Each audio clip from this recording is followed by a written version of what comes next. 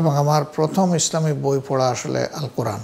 তানভী রহমতুল্লাহ আলাইহির একটা তাফসির ছিল যেটাকে তাফসির আশরাফি বলা হয়। এই বিষয়গুলো যখন আমার সামনে আসলো তখন আমি খুঁজতে থাকলাম যে এরকম কাজ করা কোনো সংগঠন আছে, এবং সেই খুঁজতে খুঁজতেই শেষ পর্যন্ত ইসলামী ছাত্র শিবিরেরই সন্ধান পেলাম। এভাবেই তাদের সাথে আমি সম্পৃক্ত হই। কেয়ারটেকার সরকার তো বলা যাবে না, মানে বিশেষ ধরনের একটা সরকার ছিল যেটাকে মঈন ফখর সাহেবের সরকার বলা হয়। সেই সরকারের আমলেও মানুষের বাক স্বাধীনতা ছিল না, মিডিয়া কথা বলার সুযোগ আমরা পাই। আর পরবর্তী 15 বছর তো আমাদের উপরে প্রচণ্ডভাবে জুলুম নির্যাতন চালানো হয়েছে, আমাদের উপর চরম জুলুম বিচার করা হয়েছে, নেতাকর্মীকে খুন করা হয়েছে, গুম করা হয়েছে, পঙ্গু করা হয়েছে, বাড়িঘর ধ্বংস করা হয়েছে, লুটতরাজ করা হয়েছে। এই সবগুলোর কারণে আমরা তো আমাদের কথাগুলো, আমাদের চিৎকারগুলো, আমাদের কষ্টের জায়গাগুলো এবং এই সমাজকে নিয়ে, প্রিয় দেশ এবং জাতিকে নিয়ে আমরা কি ভাবি সেই কথাগুলো তো আমরা পৌঁছাতে পারি। 5 আগস্টের এই পরিবর্তনের পরে আলহামদুলিল্লাহ সেই সুযোগটা তৈরি হয়েছে। নিয়মিত আমাদের নির্বাচনগুলো হয়েছে, কেন্দ্র থেকে তৃণমূল পর্যন্ত সংগঠন পুনর্গঠন হয়েছে। দেশের জনগণের প্রয়োজনে নেমেছি, মানবতার প্রয়োজনে নেমেছি। অসংখ্য দলকে নিষিদ্ধ করা হলো প্রথম দফায় 72 সালে।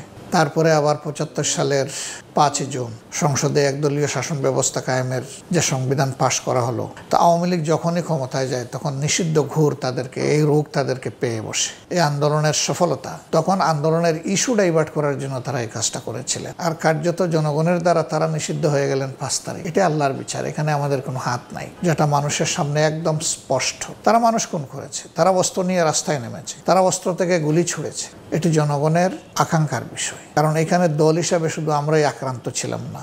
এই আন্দোলনটা আমরা শুধু করি নাই, গত 15 বছর নিগৃহীত ছিল, নির্যাতিত ছিল, জুলুমের শিকার ছিল, সবাই শরিক হয়ে গেছে। সেই হিসাবে আমরাও শরিক ছিলাম। অতএব এটা আমাদের কোনো দৃষ্টিভঙ্গি না, আর আমাদেরকে জিজ্ঞেস করেও সরকার এটা করে নাই। জনদাবির কাছে, জনদাবিকে সম্মান করে হয়তো তারা এটা করেছেন। আমরা বরঞ্চ স্বাধীনতার সঠিক সুফল পাওয়া যাবে না ভারতের সহযোগিতায় যদি দেশ স্বাধীন হয়, সেই জায়গায় আমরা আশঙ্কা করেছিলাম। এবং আমরা এও বলেছিলাম যে জামাতে ইসলামের ভারতে যাওয়ার কোনো সুযোগ ছিল না। তিনি তো গিয়েছিলেন মুক্তিযুদ্ধে শরিক হওয়ার জন্য, তিনি থাকতে পারলেন না কেন? তিনি ভারত ছেড়ে বাধ্য হলেন কেন আবার পূর্ব পাকিস্তানে ঢুকতে? তখন তার এই মৌলানা নামটাকে সহ্য করা হয়নি। তাহলে জামাত কি করবে?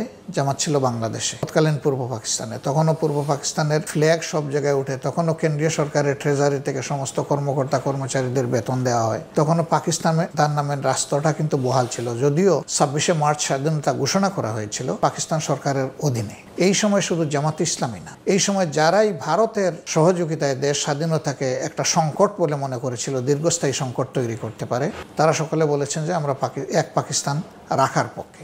এবং এটা তো শেখ মুজিব সাহেবও ছেলেছেন। শেখ মুজিবুর রহমান সাহেব কিসের ডায়ালগ করেছিলেন ইয়াহিয়া খান এবং ভুট্টোর সাথে হোটেল ইন্টারকনে? তিনি কি ডায়ালগ করেছিলেন যে শান্তিতে কিভাবে দেশ স্বাধীন হয়? সেই মেসেজ তো জাতির সামনে আজও কেউ উপস্থাপন করতে পারলো না।